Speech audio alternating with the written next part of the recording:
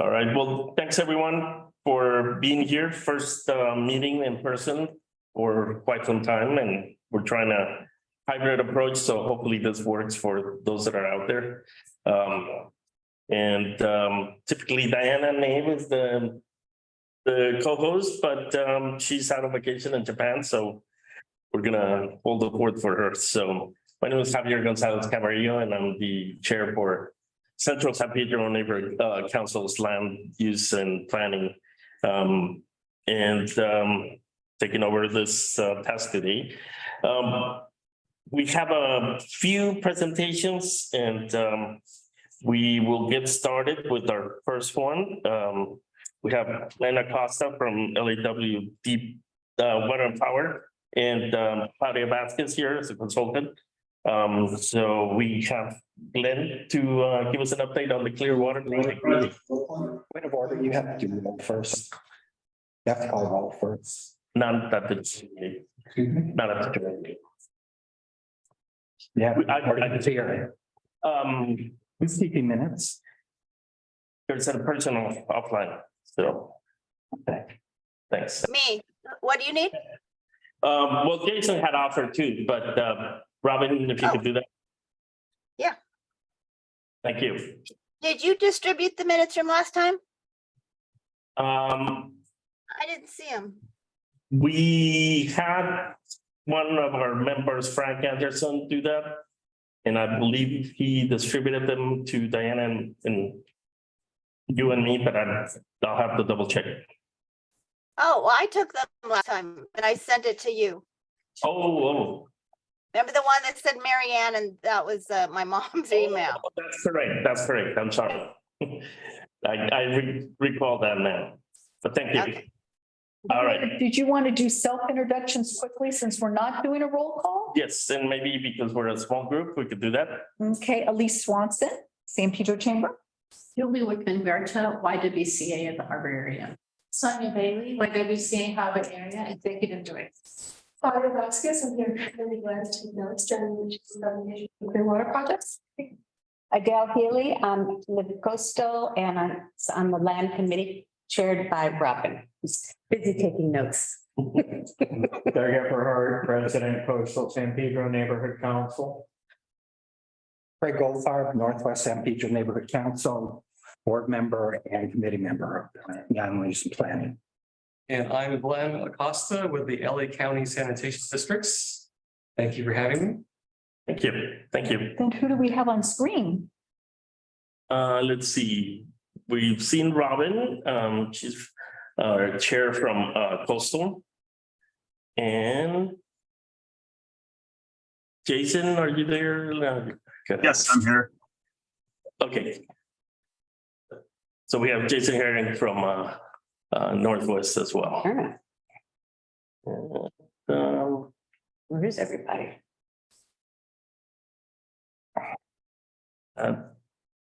That's all the committee members that we have. Do you have anybody under participants? No, I looked at the list right now. Okay. Yeah. This Well, is yeah, Andrew Arias, Joanna Serena Spanier, and Juliana Diaz. Okay,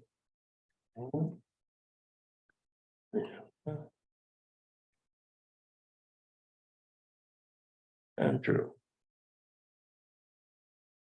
They should be able to join us. Here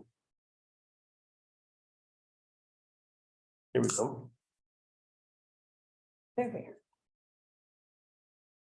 Are there extra copies of oh, You can have this one. Thank you. Hi, Andrew. Sorry about that. No worries. All good. I thought there was an issue on my end. I was like, how do I turn on my camera? How do I speak? Yeah, you can't do much unless you're a panelist. So No, that makes sense. sorry Thank about you. that. No, you're good. Appreciate it. And Juliana is also part of Coastal. She is not present today. I'm going to be filling in for Philip 66 today. Okay, all right, very good. All right, well, we'll move on. That's for the agenda. So we'll have our first presentation and it's Glenn Acosta. All right, thank you very much. I think I'm going to be echoing here. Let me. Speak into your speaker because this speaker is picking up your sound. Got it. All right, let me share my screen. I have been disabled, post-disabled participation. You want to make me a co-host? Yeah. Yes. Let me try it now. There, okay, there you go. And let's see, hopefully, You're gonna have one new board member all right, everyone see this? replacing someone Not yet. who's. There we are. Okay, fantastic. All right. That's Chelsea. So thanks again for letting me give you an update on the Clearwater project. It's been a project that's been going on for a little while. And so I thought it was a good time to give you an update and thanks for having me. So for those of you that don't know, our agency, the LA County Sanitation Districts, manages the sewage for over half the population in the county, 5.5 million people. And our largest wastewater treatment plant that treats the sewage is located in Carson. It's called the Joint Water Pollution Control Plant. It is the hub of the main sewer system that serves the southern half of the county. So whether you live in South Shores, Manhattan Beach, Monrovia, Pasadena, you depend on this plant operating 24/7. And so what happens is that sewage flows into the plant, and in less than half a day, it gets turned to clean water. And that clean water goes out to the ocean through two tunnels that were built 60 and 80 years ago. So the Clearwater project is about addressing this aging infrastructure by building a brand new tunnel. So nowadays, when you build the tunnel, you use what's called a tunnel boring machine. And this is an example of one. In the front, you have the cutting head that eats away at the rock and soil. Right behind it is the part that puts the walls of the tunnel in. And this long part over here is called the trailing gear. And it's like a mini city supporting the front operations. So our tunnel boring machine, our TBM, is 2.5 football fields long. So imagine, hello there. So imagine SoFi Stadium and having 2.5 SoFi Stadiums long as a machine. So the way this TBM works is that it goes about 5 feet, it stops, and then it puts up the walls of the tunnel. So once it makes a ring, it pushes off that another 5 feet, stops, and starts building the next ring. So really it builds the tunnel as it digs. So we needed to lower this TBM into the ground to get going. So we built this shaft right next to our property in Carson, next to our Joint Water Pollution Control Plant. And so 2 summers ago, we started lowering the machine in sections, and this is what it looked like back then. And you start lowering the front end, the crews below started assembling the machine. And then once it got ready, then it started pushing off and going. So this is what the shaft looks like today. And you can see a little bit of the tunnel from here. So how far have we gone? Well, here's the alignment of the tunnel. It starts off in Carson, it makes its way underneath Harbor Regional Park. The halfway point, more or less, is going to be a little bit past Target. And then you go all the way down to Royal Palms Beach, and that makes a 7-mile journey for the tunnel. So this is how far the tunnel boring machine has gone. So it's left the property sometime late last year. It went down Figueroa, and then it made a turn underneath the 110 freeway. And then it made the first maintenance stop. And once the maintenance was performed over the next couple of weeks, it kept going underneath Harbor Regional Park. And trust me, it did not affect your putting. So it continued going. And then as it approached Machado Lake, that's when the TBM started making the turn. And it started making the turn towards Gaffey. And so you'll see it making the turn right now. And that's where the second maintenance stop occurred. Hopefully it's coming across clearly on screen for everybody. And then once we stop there, we continue on Gaffey to the third maintenance stop, just past the shooting range, just past the ballpark there. And right before the refinery ends is kind of where we are right today. And you'll see the last maintenance stop there. So that gives you a pretty good idea as far as how far we've come.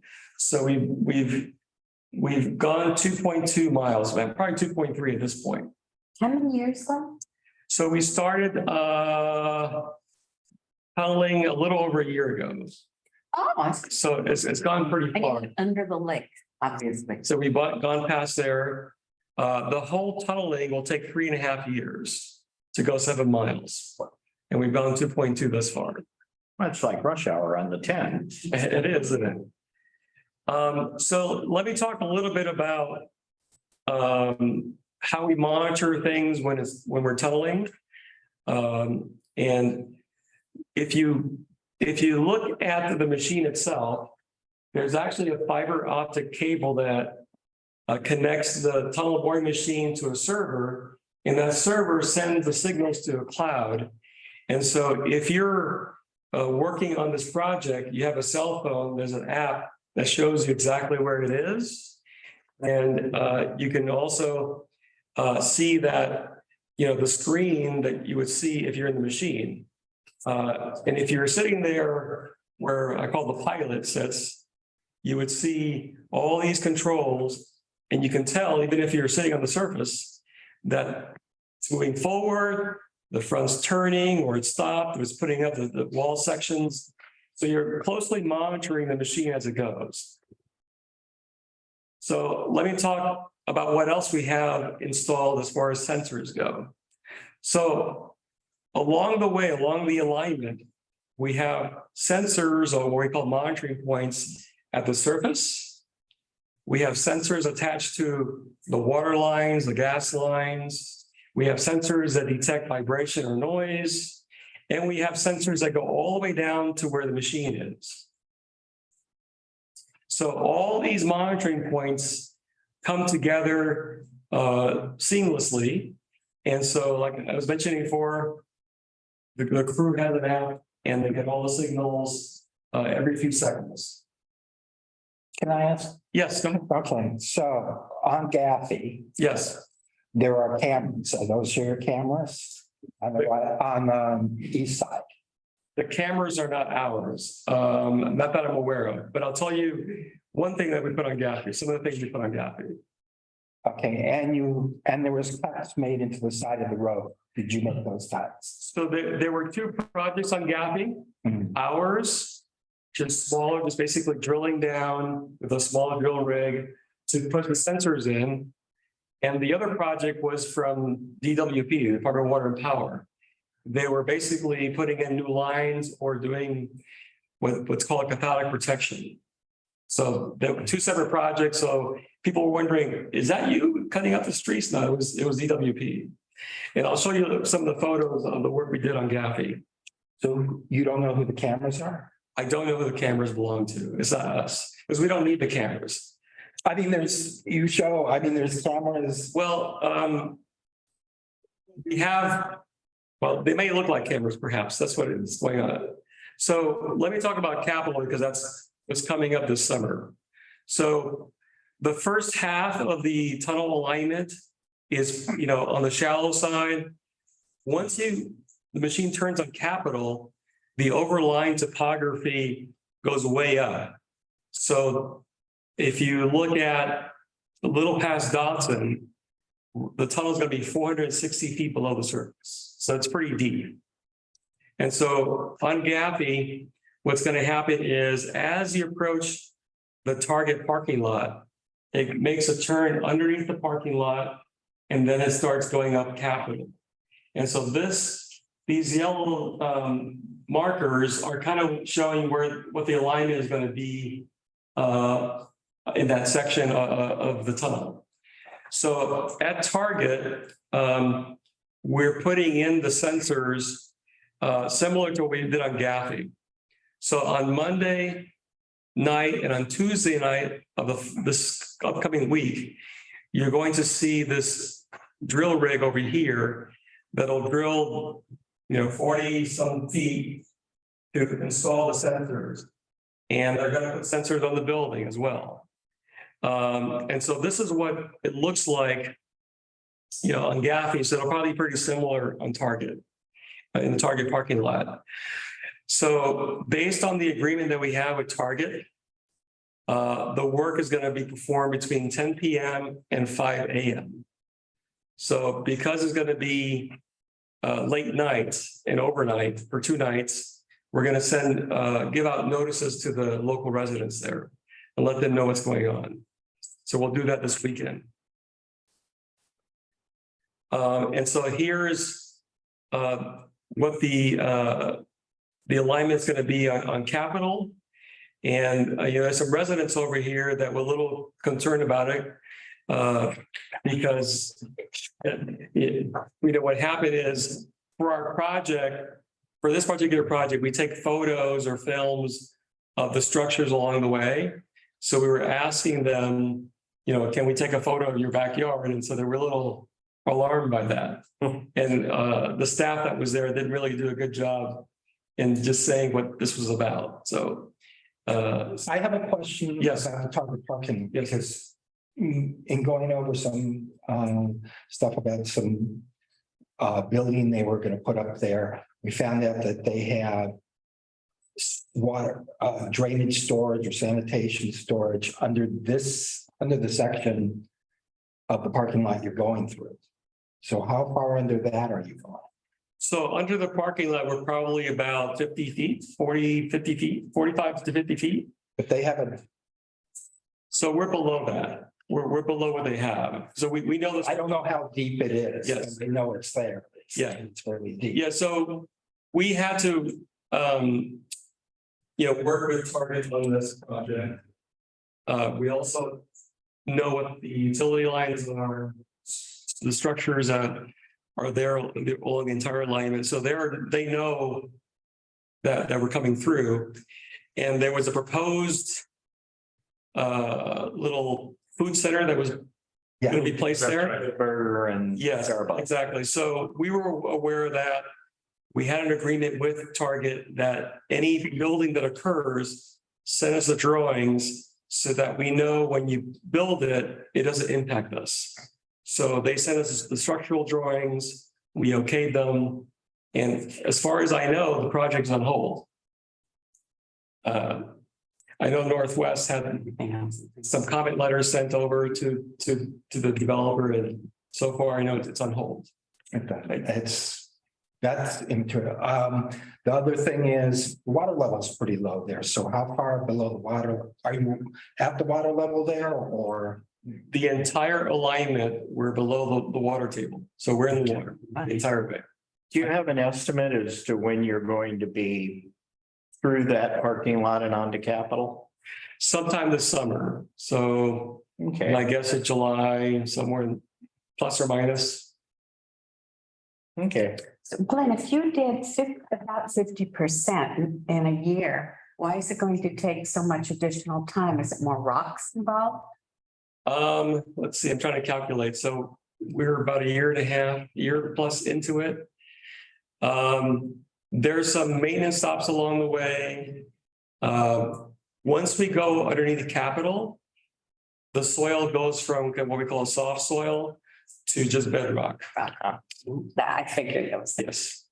Is there a blade that cuts? Yes. So there's a cheese grater in the front. So it cuts away the rock and soil. And the machine is designed for both soft soil and bedrock. So it has a certain amount of torque for it, and it can push forward with a certain amount of, power. So it's designed for both types of soil. You mentioned maintenance stops after it goes through capital. Is there a way to do that?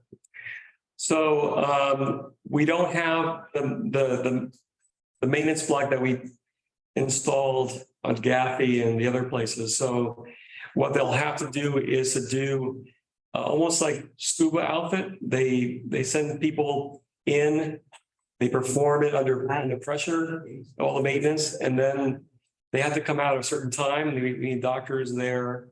So that's the way they do the work, the maintenance work in the front. Do they have to change out that cheese grater regularly? Yeah, those cutting tools in the front have to be changed out periodically. They get worn down. So the maintenance stops was to do that, but going forward, the people go in under pressure and then they go into like a decompression chamber for a while. And so it's pretty interesting work. I was in the commission from an earlier years ago conversation that up at the park up there on Capitol, that up there up on somewhere along Capitol, they were going down to intersect with the line. Okay, good question. So one of the project features is that we have the shaft in Carson. All the personnel, all the materials go through Carson, all the soil that gets excavated comes out of Carson. So the only other shaft access is going to be when we get to Royal Palms Beach. So at the beach, we're going to build a smaller shaft to take the front end of the machine out.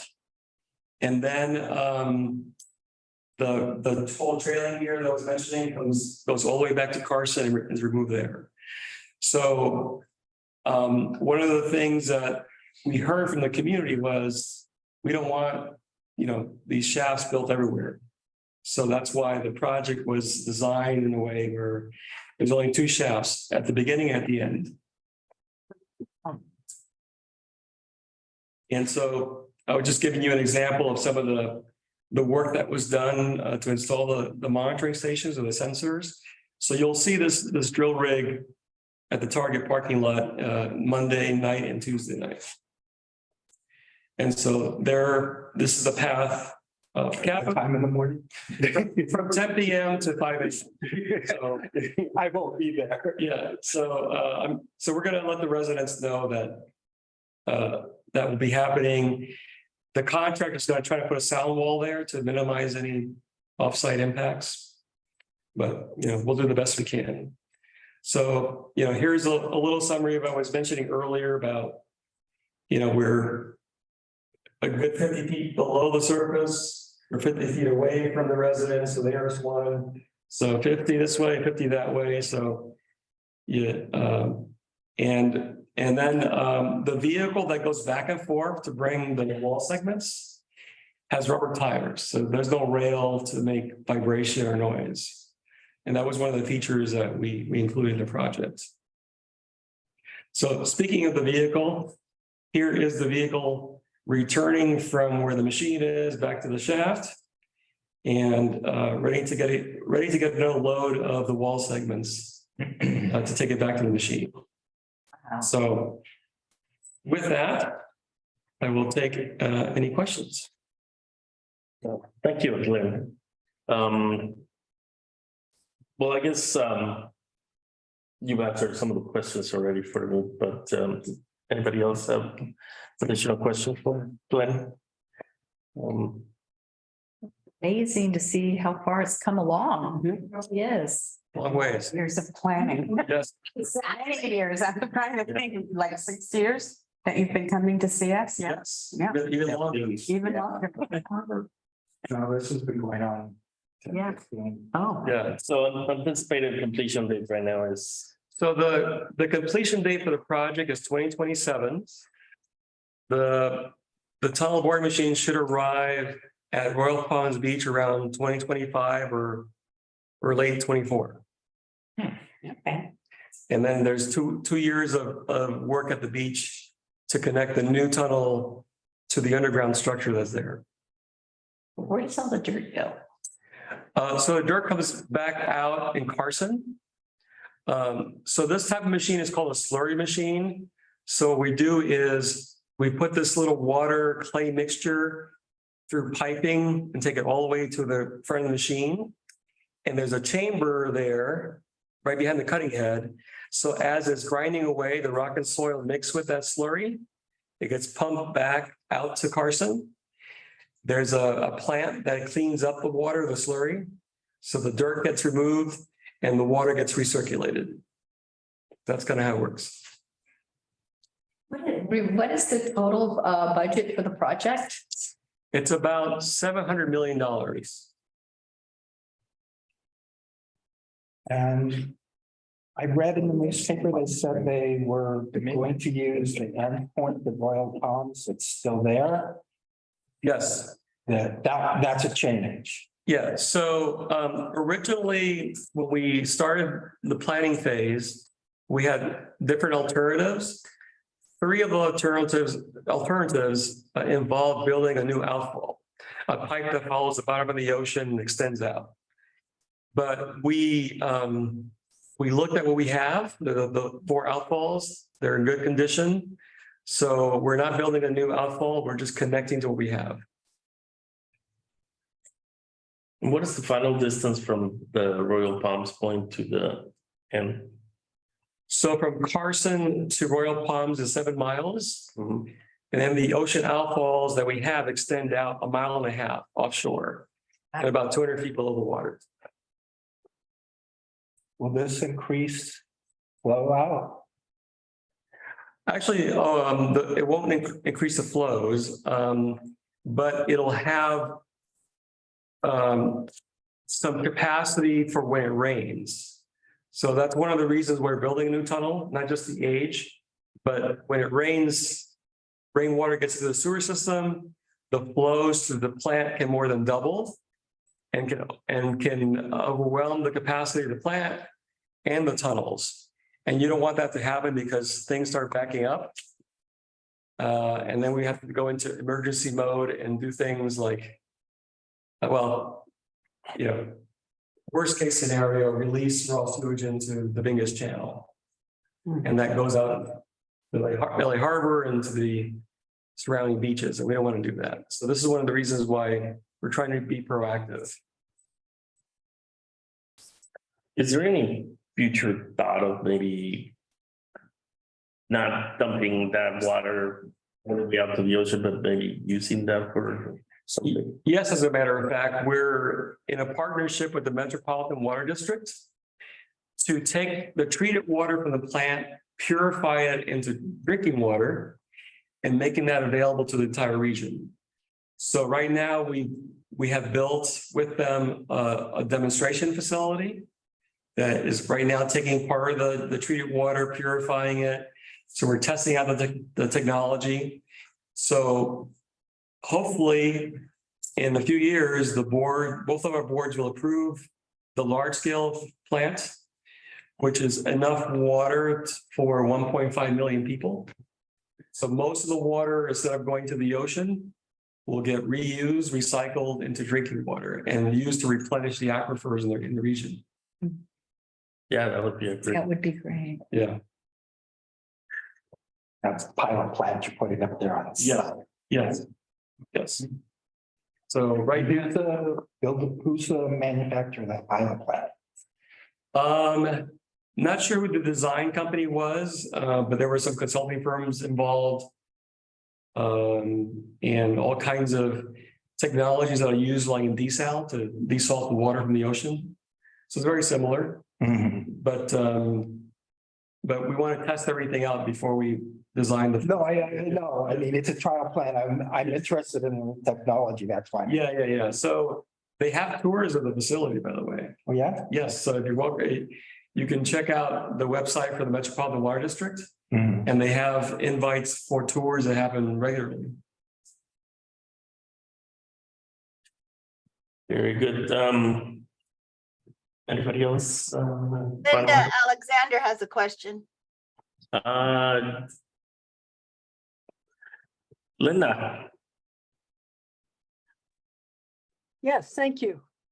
I was interested to know, sorry I'm late, but I've been to the plant. It's interesting.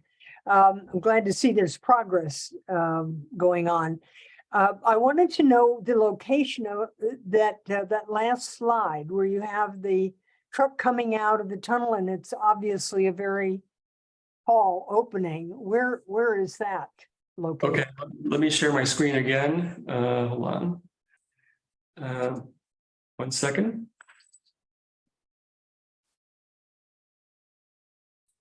Okay, so hopefully. All right, so hopefully you'll see this on screen. There you go. So the shaft that I just showed you is located right next to our plant in Carson. We have an empty lot there. So we built a shaft that's 60 feet wide, 135 feet deep. And so, and right now, the tunnel boring machine is underneath Gaffey. Okay. It should be by Target, or underneath Target, and then eventually it'll make its way down to Royal Palms Beach, which is 7 miles into the project. That's very exciting. Glad to see the progress. Thank you. Thank you, Linda. Okay, I don't see any other hands.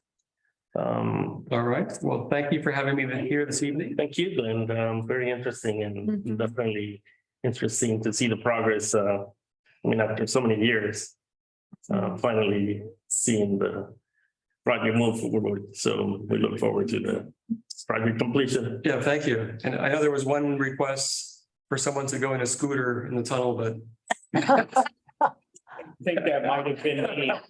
That would be fun.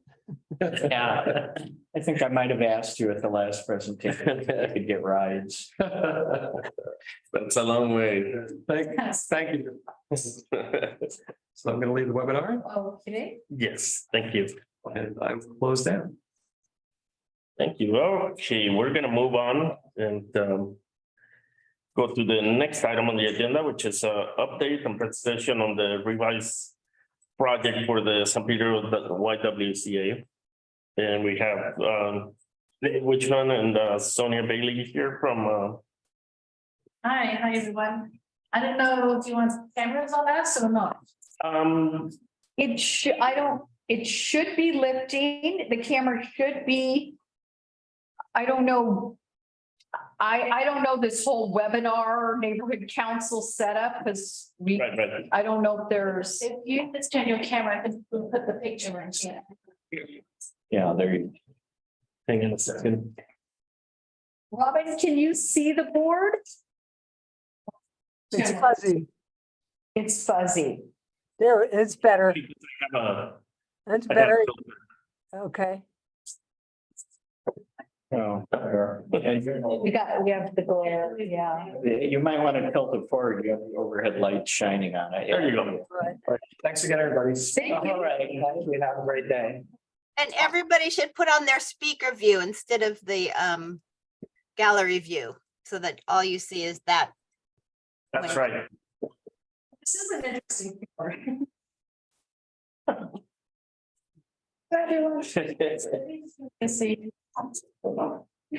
Very good. I think. Yeah, that's fine. I know. Do you want me to hold it when that's said? I think somebody's gonna take the line here. So if you could just maybe give us a little brief description of the original project that we saw a while back and how this was modified. First of all, does everyone understand who we are and what's wrong? If you could do a brief, Yeah, we'll just quick update. YWCA of the Harbor area has been located on 9th Street between Pacific and Mesa since 1918. We're handing around a document, a paper, basically explaining what programs we do and what we've been doing. Historically, this building here is the Morgan House, designed by Julia Morgan, the first woman architect in California. So and built in 1918 and became a YWCA in 1921. And it was originally built as a community for women who came to the port area to work in the canneries. And this is where they stayed because there was really nowhere else for women to stay on their own. So since all this time, YWCA has been advocating for women and their families all this time. So over the years, we've basically pivoted to whatever program the community has needed over the years. And if you know our property now, there's actually a building on the side that was built in 1958. And that is actually where women and children came to escape from domestic violence. And that's where Rainbow Services actually started. And when they got their funding, they moved to where they are now. But this tells you the depth of the advocacy YWCA has had in this community for all this time. So in 2017, wasn't it, June? We thought it's time we started with housing available to women. It's time to refurbish that building and do the housing again. So we've had a lot of lessons since then. And we do wraparound services that go to help families. And currently we do computer classes that teach complete Google Suite to get people back to work, learning digital skills. And by the time they finish their 13-week course, a lot of them have already got jobs. We also do food distribution every Friday, which we started during COVID because people and families were going hungry. So our food distribution is fruit and vegetables, mostly from Trader Joe's, Whole Foods, and other farmers. And we are diverting almost 1,000 pounds a week of food to families who really need it. So this building project is really a work in progress. And you'll see the historical building, part of the funding is to restore her and make sure she lasts another 100 years. She's got very good bones and she's held up really well, but she needs, we don't have air conditioning. We barely have electricity. It still has the cord on it still, this very historical. The swimming pool that was originally designed is the auditorium. There's a floor over it now, but that's part of this restoration. But this building here that wraps around is 2 floors programs and 2 floors housing for women and children, or we're finding a particular need for senior women. And this is what we are doing currently at the moment. So we're in the funding stage and we were able to secure $2 million in earmarks from Congresswoman Barragan, which we're very grateful, and another $1 million from Senators Padilla and Feinstein this last year. So we're aggressively looking for the extra money to do this. And so we do have architects based in downtown LA, a woman architect, and we also have a pro bono attorney. And so we're getting quite along in this project. And what we would like is the community to understand what we're doing. And of course, they'll always support us as we have also, but you'll see that the building's very functional. And in the back, we'll be having somewhat of a commercial kitchen so that we can provide hot food. Currently in our food distribution, it's just distribution, which we would like to expand to Wilmington. And we have a lot of need there for fruit and vegetables. So that is the update.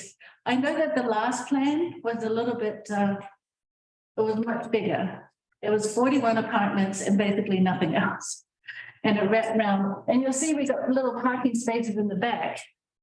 And we're taking a lot out in the front to extend. We have a thrift store that Beacon House used to run, and now we run it ourselves. And it is a very cute boutique. We also have Second Chances, which is the voucher system that supports all the agencies in the area, Harbor Interfaith, Shoal House, House of Hope. All those people that need a little bit of help to get back on their feet, they get a voucher and they can come to the store and get things. And we also give out blankets, socks, hygienic items free to those who need it. And I think we're the only thrift store in the area that does that. So our mission is to help the community advance women and their families. And we're continuing to make a difference. And if we can get some parking, we'll be really happy. So we'll take some questions. Or also, we have this Saturday, in conjunction with our workforce development, we're partnering with a bank for financial literacy and budgeting workshops. And you might also know we are the best afternoon tea in town. We have an excellent afternoon tea we have as a fundraiser every year, which is coming up. So yes, that's about YWCA at the moment. And that you can pay for a tour. Yes. To come from a tour to. I do have to say that what we can't give away, we actually compost. And I don't know anyone else in the area. So we have our own special worms, believe it or not. We raise worms. Yeah. Linda Alexander has her hand. Let me see. Linda. Yeah, I remember when this came up a few years ago, and I'm glad to see it's been refreshed. Yeah. And you're going for it again. Just a reminder, normally in the spring, the neighborhood councils give out grants. They're not $1 million, but there's, 1,500, 2,000 maybe. So you might keep that in mind for the future. Thank you. Yes, that would be very great. Yeah. We're gonna have to raise this money a little at a time. There'll be some big pots coming in, but and it also increases the community's investment in us and in the future and in our clients. It turns out that in the 60s and 70s, there was a lot of women who didn't work or were homemakers, and for whatever reason, they don't have much in the way of Social Security, and they're out there and they're so unprepared. So unprepared for the street. So this is an opportunity because these places are not going to be very large. They're pretty small places, perfect for a senior woman. Will be women, children, families and stuff. But we will be reserving some of it for women. Yeah. So at the moment, we've got 2 floors of programming space for extra computer rooms, a legal office, and some space for mental health, counseling. And we have childcare, but that's off property over by the Port of LA. We've run the childcare for the port for over 30 years. So we do have literally wraparound services to help people so that they can sustain their, and maybe we can catch them before they become unhoused. And we consider that this model is completely viable. And even though it's small, it's completely a sustainable model. We're not going to take over the neighborhood. We're part of it. That's right. And that's what we want these people to be part of that. And we are inclusive. Just because we, support women and families, we've never turned single parents away and anyone that needed help. So that really is our mission: eliminating racism, empowering women. And on your sheet, you'll have some of the advocacy things that YWCA still today advocates for, things like maternity leave and equal rights for working environments. We have USA in Washington, D.C. that still lobbies. And so we really want to say that we're just more than a little historical building. We actually try and make an impact. What's the anticipated occupancy of the new?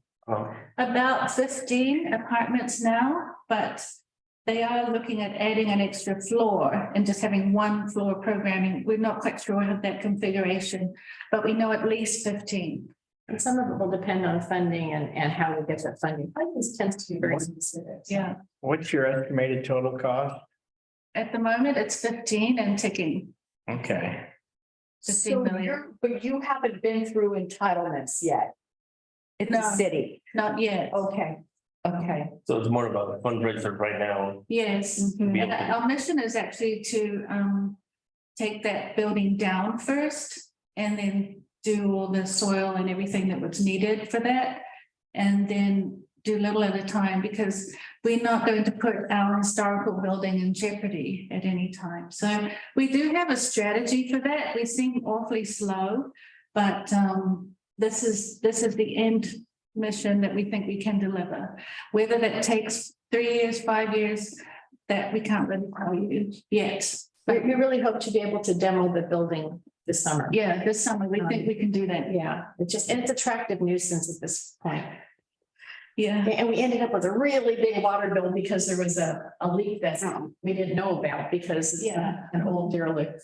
But it served its purpose now, and it's time for us to move it forward to the next generation to keep them going. And we last week for Rotary, we had them come to our auditorium for police and young students to have a collaboration so that they could communicate to each other about, just as a dialogue. And so we want to be able to provide that service that's so important for our young people. For many years, we've done human trafficking awareness and prevention, and we think that is critical still to carry that on. So this is all part of the inclusiveness and wraparound services that we're providing. And it seems that we're the ones to go to when all the other resources, they don't know where to go. So we still have that need in our community for that. Our digital skills is not just for people that need to go back to work. I mean, we all know that if you can't use a computer, you are left behind. You can't get prescriptions, you can't make an appointment, you can't talk to your children's teachers. There's so many things you can't do. So digital skills is not just about working. And when I retired, I took the digital skills class because I had never done Google before and I was very frustrated. It's a great class. I really enjoyed it. And we incorporate how to use your phone. Yeah, We also do classes, curriculum in Spanish. So we do it in English and Spanish, and we're adding things all the time that the employers need to have. So when they say, oh, lots of people are doing workforce development, lots of those are the little things that we do a little bit differently. So question, when you demo the current building that's to the left of the historic building, will you do some landscaping or planting to kind of create some greenery until you build the new building or? Well, we will put some sort of building structure on there in case. A temporary building so that if they work on the Morgan house, we have somewhere to go. So it's a construction frame. Yeah, well, we're not sure yet. Plus we need some storage space. But it's a phasing. It has to be. It has to be. You're going to do remediation. Soil remediation on the property under there? No, on the Julie Morgan building. Okay, It's bad. It's going to be completely again. No, you said under this, I thought you meant this building, so there's no soil remediation you need to do there? You've already tested the soil? Sure, and that's part of it is there was an issue. If it's this building, it's. yeah. We will do whatever we have to do to get it. I understand. I just asked. And that was part of when we were planning and talking to the architect and about the fact that there's still a lot of work we need to do to find out exactly what happened in this building and what we need to do, and we're going to do it. And we had a lot of learning experiences where we think that we can see to an end to this project successfully without a huge building bill at the end, and it only being half full. So we little steps by steps, we want to be sure that it's sustainable, and we think this model is. And because homelessness isn't just about not having a place to stay. Homelessness is about not having what you need in order to continue in a very positive way. The services are definitely needed. Yeah, and again, they're really needing, and people are coming into the store right because I worked outside, coming in saying, hey, how do we sign up? Where do we put our name on a waiting list? Because this is a place we definitely want to be. And we're also building partnerships with Rainbow Services and our Rent Faith, and replanting our own footprint and as part of that community connection so that we all work together on it. Yeah. I think I asked when I was there. Is it registered with the historic It is with, resources here in LA? it is with California, but it's not protected. It is listed as a historical location, but it's not a protected, so if somebody wanted to move in and that be their house, they still could do it. Yeah. Have you pursued that? No, we haven't pursued that designation because that restricts what actually we could do with it in the end. We're gonna protect it. So we've been protecting it. We're protecting it all this time, so, but no, but you're right. It's something that. But it could be something, yeah, we could look into. In the future, but we need to. You have a city historic designation. Yes. But not state or federal. I know it's not federal. Not federal. You don't have you're not on the national register. No, And yes, you don't have a state designation either. This is the last Julia Morgan building that is standing as a YWCA, and she built 32 of them. Right. So this is the last. Yeah, one. that's another, we're the last one that's actually operating as a YW. There are other Julia Morgan designed YWs, but they're just not being used as it. So. Yes. Very close to us. Yeah, it's really unfortunate. It's been good. And there seems to be a more of an interest in her buildings up north. You know, from the San Francisco area. And the reason why she was, became well known is that she couldn't go to a architectural school in the US because she wasn't a boy. And she learned in Europe, came back and brought with her reinforced concrete technology. And when they had earthquakes in San Francisco, her buildings were still standing. And that's how she started to be successful. Yeah, it's quite a. But there are some amazing Julia Morgan YWCA properties. But we're the last one operating out of one. Robin has her hand up. Just Robin. Yeah, I just wanted to know the exact street address because I wanted to look it up on Zemus and see what it says about historic and everything. It's 437 West 9th Street. 437 West 9th Street. Yes, San Pedro 90731. Yeah, that's fine. I really have a soft spot for the YWCA because over 30 years ago, I was in Honolulu, Hawaii, and they had a wonderful childcare program. It allowed me to go back to work, and they're great. Yeah, thank you, Robin. And they do great work in Hawaii still, and they work out of a Julia Morgan building too. Oh, I could know. They're so big with senior. Yeah, they do a lot of services, big on senior services. Yeah, in Hawaii. They do. Yeah, there's only about 200 Yeah, there's only about 200 left. YWCA's left in the United States, so that's their. Oh. But each one is their own incorporation and they do their own thing. Most do domestic violence shelters. We actually have a childcare, but we're sort of doing this as our extension of that. Excellent. Anything else? Thank you. So Well, thank you. we'll keep you prices updated as we go and stuff, but Yeah. anytime you want. Yes, please come by. visit. Yeah. You're more than welcome to. And anything we can do to help Yeah. promote the project. Yeah, and I wanted to invite you. We have an auditorium, so if you ever need a place to meet. Come and have a meeting. You're very welcome. Our parking probably isn't any better than this one, but you know. But we do have. Well, we do have Wi-Fi. Thank you. Thank you so much. Thank you for coming.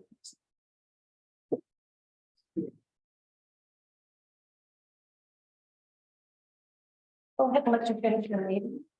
Thank you. Yes. Okay, we're gonna do updates on other items of interest to the committee. Robin, do you have anything to share? Well, I just wanted to make sure everyone was aware of an email we get, and I don't know who it goes to, but I receive it from Dunn, from somebody named Lorenzo Briseno. And it's a legislative report. Right. And I ignored it for a few months, and then I realized that it is a summary of all the new motions coming to council. And it's pretty interesting.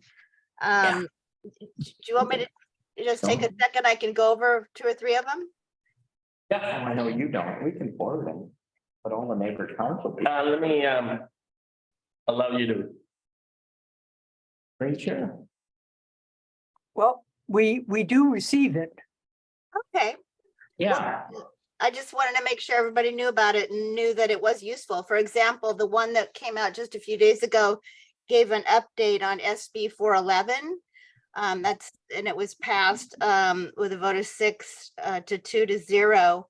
And now it's moving on to the Senate Judiciary Committee. And this is about whether we can continue with city council, councils online, I believe. Right. And then there were a number of new motions. So, okay, well, glad to hear everybody's getting it. I won't be redundant then.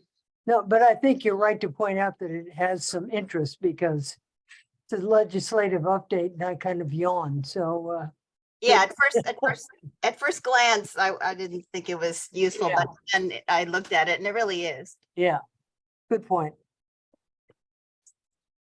Thank you, Robin. Let's see. Jason. I can point out one other thing. I'm sorry.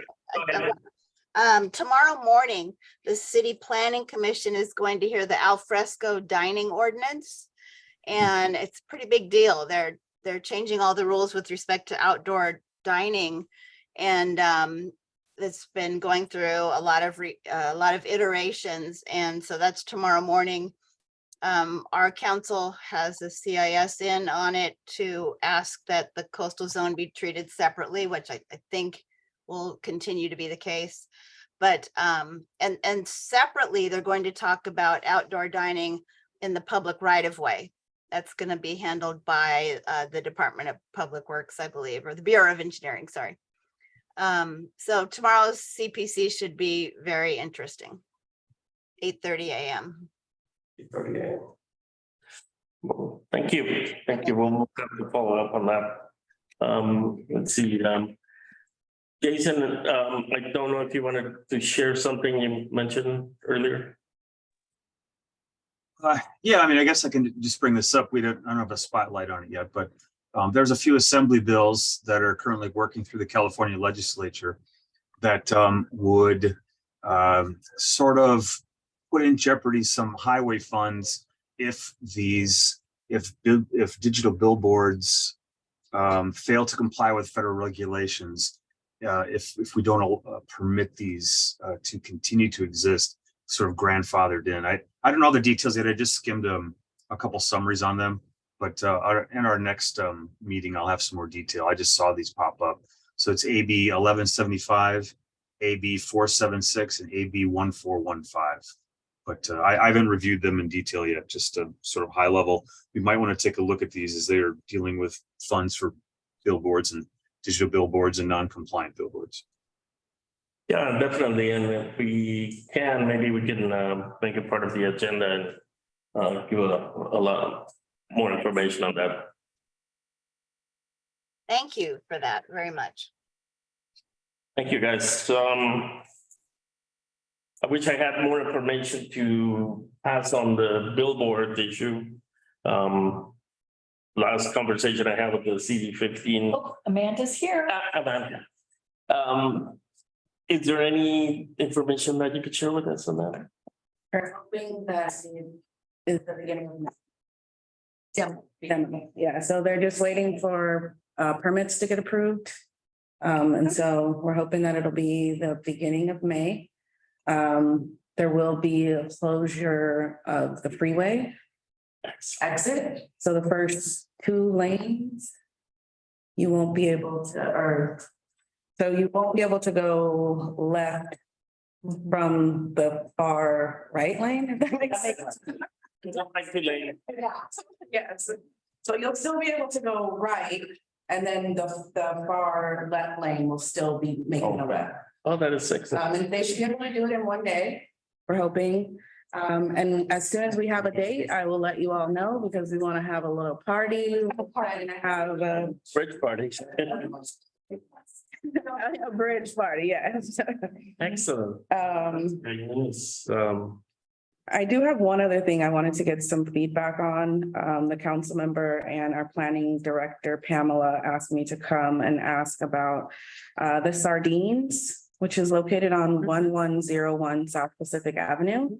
They're looking to upgrade their beer and wine permit to include distilled spirits. So we just wanted to get the feedback from the community and see how you guys feel about it. Yeah, we weren't able to, Agendized. yeah, we weren't able to put it on the agenda for this time because of the 72-hour that we had to, but we're putting it on the agenda for centrals. Linda's got her hand up, so I do have some feedback. Okay. If I can I just make a statement? I cannot make even a statement to Amanda. Dr. Al. I'll talk to you after the meeting. Linda? Wasn't. I'll make a statement. Because I can make a statement under non-agendized items. Correct, yeah. Go ahead, Linda. Well, I guess we can't discuss that because it wasn't agendized, so I'll have something to say when it is agendized. Yes, the item will be part of the Central's planning and land use meeting on the 11th. May Of May 11th. So Okay, I did talk to the applicant, so we could put it on that agenda. awesome. That's all I have. Thank you. What did you start again? Linda, was there additional? I'm sorry? Oh, your hand was up. Oh, I have it. Yeah, I'm sorry, it was up. Okay, no, Okay, I guess I'll talk to Amanda afterwards. okay. And I will express, and then it's agendized, we'll discuss it too, but with the applicants. But go ahead, Doug. Oh, no, I have one question for Amanda. Did Kristen send you the meal error stuff for the Paseo beautification? No, Did he what is talk that? to you about it? No, I mean, not necessarily. What exactly? Okay, all right. This is. Can we talk about this? No, we'll do it after. I just, But I do, when Doug is done, I do have a public comment on items not on the agenda. okay, I believe we are there. So next item is public comment on items not on the agenda. Okay, I'm just very excited about Lee Williams' appointment by Mayor Bass to the Harbor Commission. Wow. I know, we're very excited. We are putting Great. Lee in front of the LA City Council on Tuesday, May 2nd at 10 a.m. A group of us are going to City Hall to support him in his confirmation hearing with the City Council. If anybody would like to join us to caravan down to LA City Hall, let me know. We're putting a group. And Lee would appreciate the support. That's excellent. I know. Good news. Is he taking someone's present place or is it a vacant? Yes, Jamie Lee. Yes. Oh, Jamie, okay. So as I understand it, and you probably know more, but as Lee has said to me, the 5 commissioners at this time moving, it's Diane Middleton would be staying, Ed Renwick, Lee is up for confirmation, former Congresswoman Lucille Right. Roybell Allard, and the gentleman from Lane, whose name is escaping me. Me too. So those For this confirmation for him? for Lee. Yeah. Yes, Tuesday, May 2nd at 10 a.m. And we're very excited. Committee or council? He's going to forward the city council. Okay. Yeah. Mhm. Is there a ban or something that? If you want to go with us, I'll get you a ride. Okay. Thank you. Very good. That's exciting news. Very exciting. So that's 2 local representatives on the Board of Harbor Commission. Right. Who's the other one? So the other local is Diane Middleton. Oh, yeah, my neighbor. She's remaining on the commission, yes. All right. I don't see any other items. I have one. Okay. I would like to get put on our agendas, you know, as you all are, as some of you may be aware, I like to ride bikes. And I recently, or 2 months ago, on February 21st, was riding down Gaffey. I don't know what happened. I woke up in an ambulance. Okay, this is Gaffey by the ball fields, the area we were just looking at. Now, when the city decided to put us on road diets, they put in bike lanes, which they promptly decided not to maintain. If you go down Gaffey, you'll find they're half covered. They do construction on them. They don't cover them up completely. And those are our bike lanes. And those are people, our children, all sorts of people. This is what we're supposed to be pushing. Yes. Didn't appreciate that. So I go on and I spent a few days in the emergency room and at Harvard General, and I have just started walking from having a fractured pelvis. And, you know, I was driving in Torrance and other cities out there, and their bike lanes are beautiful. They're kept clear. There's no trash header. You go down Gaffey, it's all filled up with sand and dirt. So even if you're riding your bike there, you have to get out of the bike lanes and move them back and forth. So if the city is going to force us to go on road diets and build bike lanes and want us to ride bikes, why aren't they willing to maintain them? It's the same story with the plantings that they have to replant because they didn't plan for watering or maintenance. They never think ahead. It's not thinking ahead. It's just they didn't do anything. They have street cleanings on some streets down here, and then it's ad hoc on other streets. But main places where people are endangered, they don't do anything. I can show you bike lanes that right in the middle of them, there's a big pothole. Now, it's bad enough when you're in a car, but imagine being on a bike on a 21mm tire and going and having to come down a hill, and all of a sudden there's this big hole and you can't maneuver around it. You're going to end up in the hospital, and the city's not going to pay for it. I have a question. When you see, It's not agendized, so. oh, okay. Yeah, I think that's what I was gonna suggest, that we bring this up, and, you know, perhaps we take a look at, some of the positions around town, because And we can bring it up. now too, so I know maintenance is every budget hearing is. Andrew, So can I make a comment? No? Afterwards, it's Andrew, got agendized, you can't. we can't hear you. Well. Oh, you said Andrew? Yeah. You're the rules. Go ahead. Hi, everybody. My name's Andrew Arias. I am here representing Phillips 66. I was just actually just wanting to introduce myself to you all. I wasn't able to make it there in person, but was over listening through through Zoom. And I just appreciate all the information that was related today. The one thing I wanted to say is that you all may have heard about the MOTEMS project that is happening here at Phillips 66 and in the local South Bay region.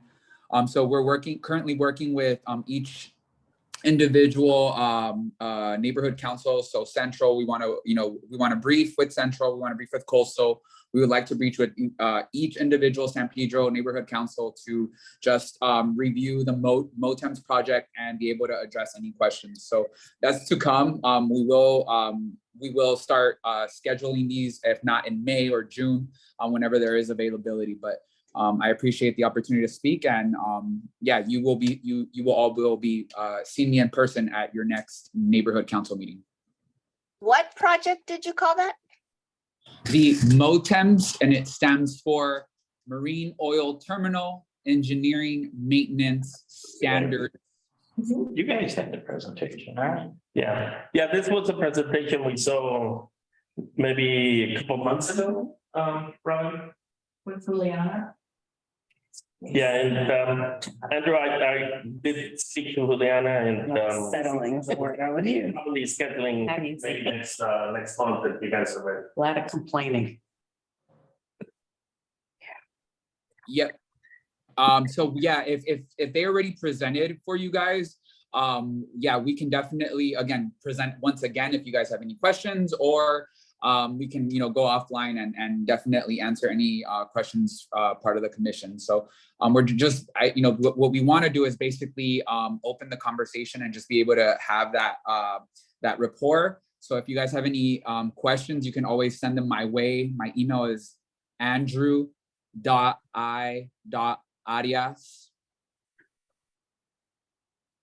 So it's my first name, andrew.i.arias@contractor.p66.com. So you can definitely reach out to me, reach out to Juliana if you have any questions, and we can definitely get those answered. But just wanted to formally introduce myself to you all. Thank you. Thank you, Andrew. Let's see, any other comment? I do, I have one. Yeah. I would just like to talk about the importance of using 311. There, you can download the app, you can call 311, you can go on the website, and you can report things like potholes, and you can also report if your street needs to be cleaned. You can use 311 in order to get your street cleaned. You can use 311 to report bulky items. We're really, as an office, we would really love for the community to use 311 as much as possible, because the more 311 requests, the more tangible data that I can take to the council member and say, look at how many potholes we have, look at how many, different things that we need. If you feel as though your 311 service request is closed and they didn't do the work, or it's taking too long, feel free to send your SR number, your service request number is what they'll give you from 311 to myself or Christian, and we can look into it. I just submitted one yesterday for your advice about those offensive religious signs up. Oh, good. Okay. And the signs seem to be growing. They're growing. Yes, you can freak out. I will tell you one thing you cannot do on 311. Oh, what? You cannot get new trash bins on 311. Oh, I haven't tried. I like- You have to get like- registration number, that's Literally right. had, no.